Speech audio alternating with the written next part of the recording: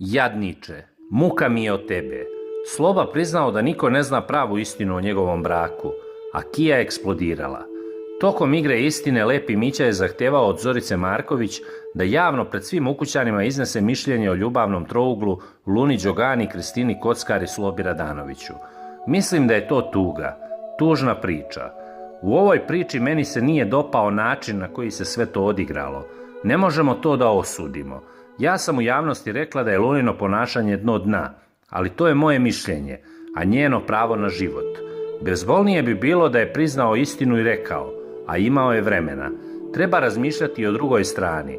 Ljudski je zaljubiti se, ali to zaista boli. Ja sam prevarana žena i znam šta je to. Ne mogu ja osuđivati nikoga. Započela je Zorica. Devojka je srećno zaljubljena.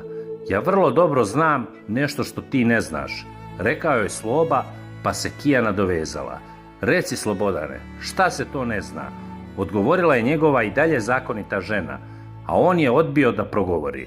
Jadniče, muka mi je od tebe, rekla je Kristina, pa je Sloba dodao da je Kristina patetična.